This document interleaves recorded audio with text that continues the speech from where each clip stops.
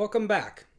Today we'll wrap up our discussion of Frankenstein and also talk a bit about how it influenced public discourse surrounding some of the important events in the 19th century. So what we as readers have already come to suspect actually takes place. Victor was never in any danger on his wedding night. Elizabeth was.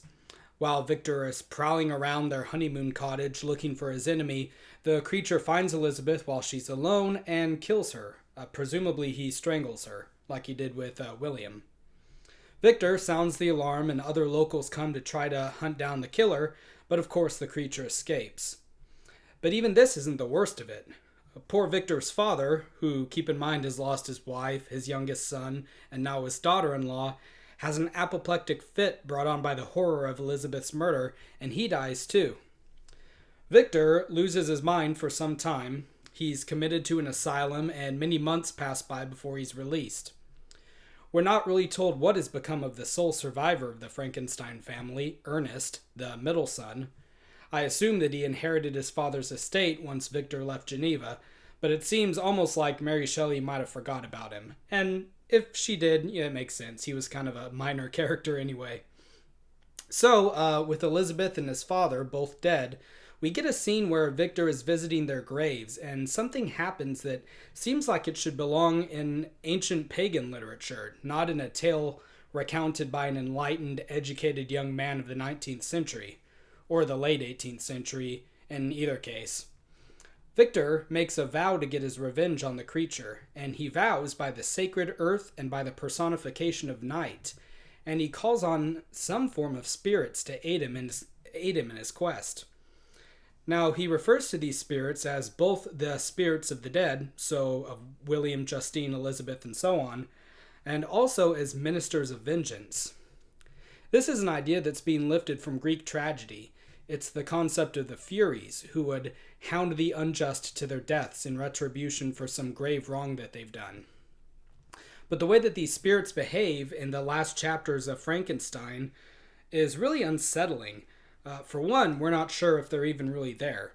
Victor's grasp on reality has been broken at this point, and it's possible that he's just imagining these things. But even if he isn't, the spirits seem more like they're driving him on to be an outcast over the face of the earth, and not inflicting any torture on the creature for the crimes that he's done. Victor says over and over that when he feels like giving up, they sustain him, they keep him going. But going toward what? He's just being led into ever greater miseries every step of the way. If these spirits, or Furies, aren't just in his imagination, then they're not benevolent. He's being goaded from one place to the other by them, like Io and the Gadfly, also from Greek mythology. And this makes sense when we consider that Victor is indirectly the one who is truly responsible for all of those deaths. He may have escaped from the justice of an earthly court in the last chapters of readings, but it may be that his own conscience knows better, and so it's conjured up these spirits to drive him on. And so Victor's tale concludes with his account of being led all around Europe, ever further and further north in search of the creature. He now finds himself, ironically, in the creature's position.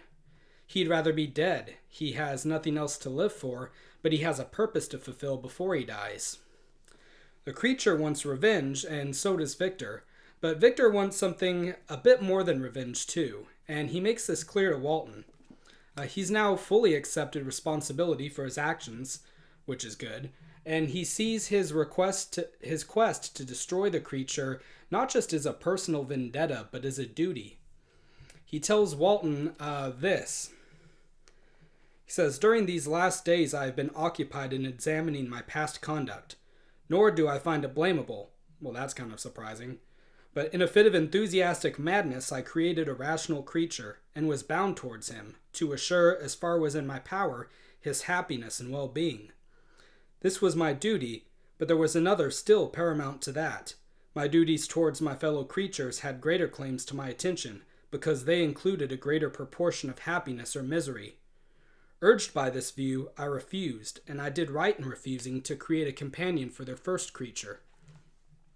Now, this idea of considering greater or lesser proportions of happiness is really important, and we'll talk about it at length later in this class. It's the foundation of a philosophy called utilitarianism, which was set down by a philosopher named Jeremy Bentham and then later expanded on by John Stuart Mill. So remember that, because we'll come back to it in a few weeks' time, and we'll reference this part of Frankenstein when we do. So now Victor is on his deathbed, and he makes a couple of statements that reveal that he's learned his lesson. He talks about how he felt that he was above the common herd of men, that he had a high destiny, and that his discoveries would be a glorious achievement for the human race, but that it's led him to his destruction.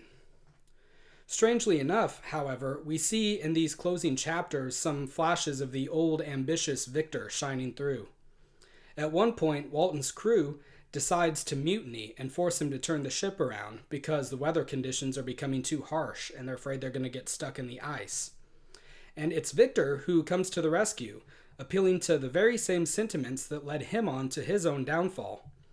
He rouses their sense of ambition and glory, says that they can hereafter be called the benefactors of their species. He tells them that they need to be not just men, but more than men. And it's very odd coming from Victor, given what he knows about the dangers of such thinking. But I think that he's developed a real friendship with Walton, and something about seeing the younger man's zeal and enthusiasm for his own quest has perhaps rekindled a bit of the old idealism in himself. It doesn't work, though. The crew decides that they want to go home, and Walton lets them, knowing that there's nothing he would be able to do to stop them anyway, because he's outnumbered. And Victor is fading away fast. On his deathbed, he makes these closing remarks to Walton. He says, "Farewell, Walton. Seek happiness and tranquility, and avoid ambition, even if it be only the apparently innocent one of distinguishing yourself in science and discoveries. Yet why do I say this? I have myself been blasted in these hopes, yet another may succeed." Again, he advises Walton well. He tells him to go home and live a happy life amongst his fellow men, not to seek to distinguish himself as something more than a man, as he's just said to the crewmen. But then with his last breath, it's like he's still thinking about what might have been. He still can't let it go, even as it's killed him. He said, "Yet another may succeed."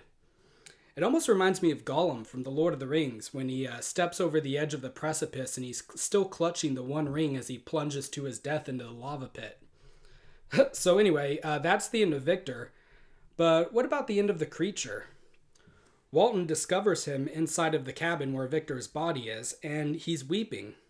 He's overcome by passion, and then he makes a statement that I think might be surprising to some readers. He says this, "And do you dream? Do you think that I was then dead to agony and remorse? He continued, pointing to the corpse, he suffered not more in the consummation of the deed. Oh, not the 10,000th portion of the anguish that was mine during the lingering detail of its execution. A frightful selfishness hurried me on, while my heart was poisoned with remorse. Think ye that the groans of Clerval were music to my ears? My heart was fashioned to be susceptible of love and sympathy, and when wrenched by misery to vice and hatred, it did not endure the violence of the change without torture, such as you cannot even imagine." He goes on to say, "But I was the slave, not the master of an impulse which I detested, yet could not disobey. The completion of my demoniacal design became an insatiable passion, and now it is ended. There is my last victim." So the whole time he's claiming that his spirit was just as pure, just as sensible as it was from the beginning. There's an idea that when a criminal commits evil acts, their sensibility or their hearts harden, and maybe that's sometimes the case, but the creature says that that's not the case with him. His deeds are just as monstrous to himself as they are to others, but he does them anyway. He goes on to say, "Now vice has degraded me beneath the meanest animal. When I call over the frightful catalogue of my deeds, I cannot believe that I am he whose thoughts were once filled with sublime and transcendent visions of the beauty and the majesty of goodness. But it is even so. The fallen angel becomes a malignant devil." A little further down, he says, "You who call Frankenstein your friend seem to have a knowledge of my crimes and his misfortunes. But in the detail which he gave you of them, he could not sum up the hours and months of misery which I endured, wasting in impotent passions. For whilst I destroyed his hopes, I did not satisfy my own desires. They were forever ardent and craving. Still I desired love and fellowship, and I was still spurned. Was there no injustice in this? Am I to be thought the only criminal when all humankind sinned against me? Why do you not hate Felix, who drove his friend from his door with contumely? So he goes on and complains about how everybody else has mistreated him. And I think that this is a really great lesson in the danger of seeking revenge. He's so bound and determined to be revenged against Victor that he's tortured and destroyed himself in the process. This reminds me, since we've already talked about Greek mythology once, of the tale of Jason and Medea.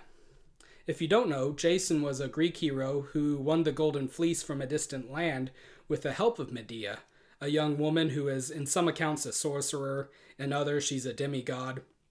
Medea betrayed her family and left her home to run away with Jason, and when they get back to Greece they have kids together, and it seems like they're going to live happily ever after, until Jason marries another woman, a local princess, which is of course a recipe for disaster for any marriage, I guess. Medea is so driven by the idea of paying Jason back that she goes after him in the way that she knows will hurt him the most. She wants to deprive him of his heirs. She decides to kill their 2 sons. In the play Medea, by the playwright Euripides, we get a really heartrending scene where she's hesitating between murdering her own sons or not. She talks to herself and tells herself to steal her heart for just one day, to forget that they're her kids for just one day, but she's crying the whole time. To take away from Jason what he loves most, she has to destroy what she loves most. And she does. She's possessed by the desire for revenge, just like the creature is. She commits this horrible act, knowing the whole time that it won't make her any happier, but she's a slave to her passion. I've mentioned this before, but Satan expresses a similar sentiment in the poem Paradise Lost by John Milton. There's a scene where he's infiltrated the Garden of Eden, and he's disguised as a serpent just before he successfully tempts Eve. But Milton tells us there's a moment right before then where he's overcome with grief. Why grief, we might ask? Well, for the same reason that the creature is overcome with despair as he commits his outrages against the various members of Victor's family. Satan says this: The more I see pleasures about me, so much more I feel torment within me, as from the hateful siege of contraries. All good to me becomes bane, and in heaven much worse would be my state. But neither here seek I, no, nor in heaven to dwell, unless by mastering heaven supreme. Nor hope to be myself less miserable by what I seek, but others to make such as I, though thereby worse to me redound. For only in destroying I find ease to my relentless thoughts. And him destroyed, or one to what may work as utter loss, for whom all this was made, talking about the Garden of Eden, all this will soon follow, as to him linked in weal or woe. In woe, then, that destruction wide may range. To me shall be the glory sole among the infernal powers, in one day to have marred what he Almighty styled 6 days and nights continued making. In other words, he knows that what he's about to do will only make him more miserable. But it's worth it if he can spread that misery around, if he can make others miserable as well. That there's a very twisted, perverse sense of justice in this logic. If I'm miserable, why shouldn't everybody else be too? And we know that the creature is thinking along these lines as well because of how he rails about the injustice of his circumstances. And I think that this line of thinking is answered by the scriptures.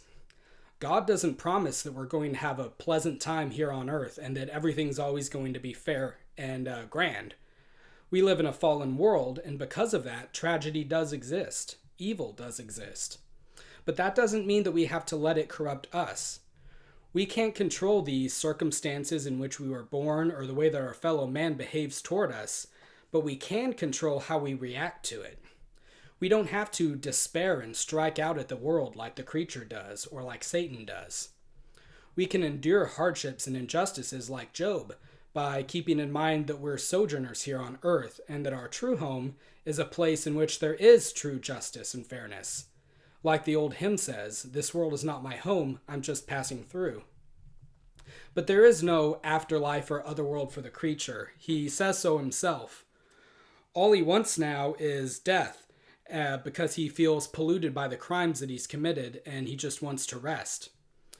So he escapes from Walton's ship and heads north, and he says that he's going to burn himself alive in a place where nobody will ever find the remains and be tempted to try to make another creature like himself.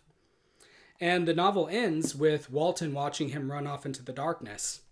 So it's a sad ending for both Victor and for the creature, but it's one that we can avoid if we learn from the lessons of the story and keep in mind that there is true justice and fairness that comes from God, and that the sort of despair exhibited by the creature is only possible for those who, in the words of Paul, are alone in the world without God and without hope.